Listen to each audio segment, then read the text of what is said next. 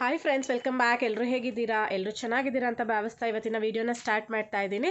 ಇವತ್ತಿನ ವೀಡಿಯೋದಲ್ಲಿ ಕೂಡ ನಾನು ಬಿಗ್ ಬಾಸ್ ಬಗ್ಗೆನೇ ಮಾತಾಡ್ತಾ ಇದ್ದೀನಿ. ಇವತ್ತು ಬಂದು ಟ್ಯೂಸ್ಡೇ ಮಾರ್ನಿಂಗ್ ವೀಡಿಯೋ ಮಾಡ್ತಾ ಇದ್ದೀನಿ. ಇವಾಗ ಆಲ್ರೆಡಿ ಟ್ಯೂಸ್ಡೇ ಸಂಜೆಗಿರೋ ಅಂದರೆ ನೈಟಿಗಿರೋ ಅಂಥ ಪ್ರೋಮೋನ ಬಿಟ್ಟಿದ್ದಾರೆ ಬಿಗ್ ಬಾಸ್ ಅವರು. ಅದರಲ್ಲಿ ಎಲಿಮಿನೇಷನ್ ಪ್ರೋಮೋನ ಕೊಟ್ಟಿದ್ದಾರೆ. ಅಂದರೆ ಈ ವಾರದ್ದು ಎಲಿಮಿನೇಷನ್ ಯಾವ ಥರ ನಡೆಯುತ್ತೆ ಅಂತ ಹೇಳಿ ಒಂದು ಪ್ರೋಮೋನ ಕೊಟ್ಟಿದ್ದಾರೆ. ಅದರಲ್ಲಿ ಇವಾಗ ಜಸ್ಟ್ ಬಿಟ್ಟಿರೋ ಫಸ್ಟ್ ಪ್ರೋಮೋದಲ್ಲಿ 3 ಜನ ಮಾತ್ರ ನಮಗೆ ತೋರಿಸಿದ್ದಾರೆ. ಆ ಪ್ರೋಮೋದಲ್ಲಿ ಅದರಲ್ಲಿ ಪ್ರತಾಪ್ ಎಲಿಮಿನೇಷನ್ ಚೇರಲ್ಲಿ ಕೂತಿದ್ದಾರೆ. ಅವ್ರಿಗೆ ವಿನಯ್ ಅವರು ರೀಸನ್ ಕೊಡೋದನ್ನ ತೋರಿಸಿದ್ದಾರೆ. ಏನು ರೀಸನ್ ಕೊಟ್ಟಿದ್ದಾರೆ ಅಂತ ಹೇಳಿದ್ರೆ, ಪ್ರತಾಪ್ ಇವಾಗ ನಾನೊಬ್ಬ ಹಳ್ಳಿ ಹುಡುಗ ಅನ್ನೋ ಒಂದು ಟಾಪಿಕ್ನ ಮುಂದೆ ಇಟ್ಕೊಂಡು ಗೇಮ್ ಆಡ್ತಾ ಇದ್ದಾರೆ ಅಂತ ಹೇಳಿ ನಾಮಿನೇಷನ್ಗೆ ಒಂದು ರೀಸನ್ನ ಕೊಡ್ತಾ ಇದ್ದಾರೆ. ಅದನ್ನು ಅಷ್ಟೇ ನಮಗೆ ಇವಾಗ ಬರೀ ವಿನಯ್ದಷ್ಟೇ ತೋರಿಸಿರೋದು. ಇನ್ನು ಬೇರೆಯವರೆಲ್ಲ ಏನೇನು ರೀಸನ್ ಕೊಡ್ತಾರೋ ಏನೋ ಗೊತ್ತಿಲ್ಲ, ನೋಡಬೇಕಾಗಿದೆ. ಆಮೇಲೆ ನಮಗೆ ಸೆಕೆಂಡ್ ಒನ್ ತೋರಿಸ್ತಾ ಇರೋದು ಬಂದು ಕಾರ್ತಿಕ್ ಅವ್ರದ್ದು. ಕಾರ್ತಿಕ್ ಅವ್ರಿಗೆ ಮೈಕಲ್ ಅವರು ರೀಸನ್ ಕೊಡೋದನ್ನ ತೋರಿಸ್ತಾ ಇದ್ದಾರೆ. ಮೈಕಲ್ ಅವರು ಏನು ರೀಸನ್ ಕೊಟ್ಟಿದ್ದಾರೆ ಅಂತ ಹೇಳಿದ್ರೆ, ಕಾರ್ತಿಕ್ ಅವರು ಬಂದು ಒಂದು ಫೇಕ್ ಫ್ರೆಂಡ್ಶಿಪ್ಪಲ್ಲಿ ಲಾಕ್ ಆಗಿದ್ದಾರೆ ಅಂತ ಹೇಳಿ ಒಂದು ರೀಸನ್ನ ಕೊಟ್ಟಿದ್ದಾರೆ. ಓಕೆ, ಅದು ಯಾವ ಫ್ರೆಂಡ್ಶಿಪ್ ಅಂತ ಹೇಳಿ ಅವರೇನು ಎಕ್ಸ್ಪ್ಲೇನ್ ಮಾಡಿಲ್ಲ. ಮೇ ಬಿ ಅದು ಸಂಗೀತ ಅವರ ಫ್ರೆಂಡ್ಶಿಪ್ನ ಅವ್ರು ಮತ್ತೆ ಹೇಳ್ತಾ ಇದ್ದಾರೆ ಅಂತ ಅನಿಸುತ್ತೆ. ಮೇ ಬಿ ಇರ್ಬೋದು. ಇಲ್ಲ ಅಂದರೆ ತನಿಷಾ ಅವರ ಫ್ರೆಂಡ್ಶಿಪ್ ಬಗ್ಗೆ ಅವ್ರು ಮಾತಾಡಿರ್ಬೋದು. ನನಗನ್ಸೋ ಪ್ರಕಾರ ಅದು ಸಂಗೀತ ಅವ್ರ ಫ್ರೆಂಡ್ಶಿಪ್ ಬಗ್ಗೆನೇ ಅವ್ರು ಮಾತಾಡಿದ್ದಾರೆ ಅಂತ ಹೇಳಿಬಿಟ್ಟು ಅನಿಸುತ್ತೆ. ಆ್ಯಂಡ್ ಈ ರೀಸನ್ಗೆ ಕಾರ್ತಿಕ್ ಅವರು ನಾಮಿನೇಷನ್ ಚೇರಲ್ಲಿ ಏನು ಕೂತಿದ್ದಾರೆ, ಅವ್ರು ಏನು ಹೇಳ್ತಿದ್ದಾರೆ ಅಂತ ಹೇಳಿದ್ರೆ, ಇದೆಲ್ಲ ಒಂದು ರೀಸನ್ ಅಂತ ಹೇಳಿಬಿಟ್ಟು ಅವರು ಹೇಳ್ತಿರೋ ಹಾಗೆ ನಮಗೆ ಒಂದು ಪ್ರೋಮೋನ ತೋರಿಸಿದ್ದಾರೆ. ನನಗೇನು ಅನಿಸುತ್ತೆ ಅಂತ ಹೇಳಿದ್ರೆ, ರೀಸನ್ ಎಲ್ಲರಿಗೂ ಒಂದೊಂದು ಇಂಡಿವಿಜುವಲ್ ರೀಸನ್ಸ್ ಇರುತ್ತೆ, ಬೇರೆ ಬೇರೆ ರೀಸನ್ಸ್ ಇರುತ್ತೆ. ಸೊ ಆ ರೀಸನ್ಸ್ನ ನಾವು ರೆಸ್ಪೆಕ್ಟ್ ಮಾಡಲೇಬೇಕಾಗುತ್ತೆ. ಇದು ರೀಸನ್ನ ಅಂತ ಹೇಳಿ ಕೇಳೋ ರೈಟ್ಸ್ ನಮಗಿರಲ್ಲ ಅಂತ ನನಗನ್ಸುತ್ತೆ. ಯಾಕಂದರೆ ಒಬ್ಬೊಬ್ಬರು ಒಂದೊಂದು ರೀಸನ್ ಕೊಡ್ತಾರೆ. ಇವಾಗ ನೋಡಿ, ಪ್ರತಾಪ್ಗೆ ವಿನಯ್ ಅವರು ಆ ಥರ ರೀಸನ್ ಕೊಟ್ಟರು. ಅವ್ರು ಇವಾಗ ಹಳ್ಳಿ ಹುಡುಗ ಅಂತ ಹೇಳಿ ತೋರಿಸ್ಕೊತಾ ಇದ್ದಾರೆ, ಅದನ್ನು ಮುಂದೆ ಇಟ್ಕೊಂಡು ಆಟಾಡ್ತಾ ಇದ್ದಾರೆ ಅಂತ ಹೇಳಿ.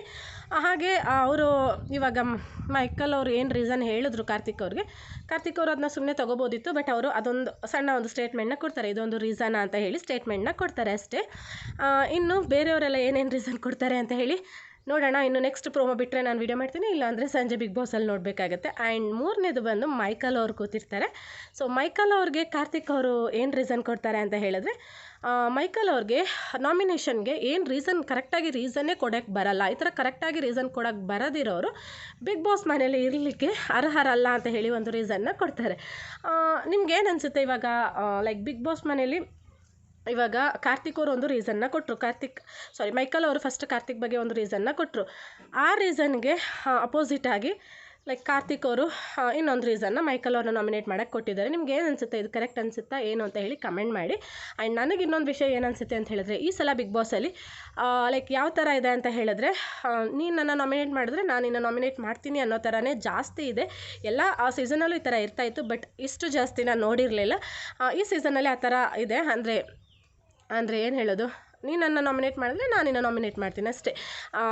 ಅದಕ್ಕೆ ರೀಸನ್ ಇದೆಯೋ ಇಲ್ವೋ ಅದು ಸೆಕೆಂಡರಿ, ಅವ್ರನ್ನ ನಾಮಿನೇಟ್ ಮಾಡ್ಲಿಕ್ಕೆ ರೀಸನ್ ಇದೆಯೋ ಇಲ್ವೋ ಅದು ಸೆಕೆಂಡರಿ, ಬಟ್ ನಾಮಿನೇಷನ್ ಅಂತೂ ಮಾಡ್ತೀನಿ ಅಂತ ಹೇಳಿ ಇರೋ ಥರ ಇದೆ ಈ ಸಲ ಬಿಗ್ ಬಾಸಲ್ಲಿ. ಆ ಥರ ಇದೆ ಅಂತ ನನಗೆ. ನಿನ್ನೆದು ಬಿಗ್ ಬಾಸ್ ನಾವು ಟಾಸ್ಕ್ಗಳನ್ನ ನೋಡೋದಾದರೆ, ನಿನ್ನೆ ಟಾಸ್ಕ್ಗಳೆಲ್ಲ ಚೆನ್ನಾಗಿತ್ತು ಅಂತಲೇ ಹೇಳ್ಬೋದು. ಅದರಲ್ಲೂ ಕೂಡ ಬಿಗ್ ನ್ಯೂಸ್ ಅಂದರೆ ಬಿಗ್ ಬಾಸ್ ನ್ಯೂಸ್ ಚಾನೆಲ್ ಥರ ಏನಾಗಿತ್ತು ಅದಂತೂ ತುಂಬಾ ಚೆನ್ನಾಗಿತ್ತು.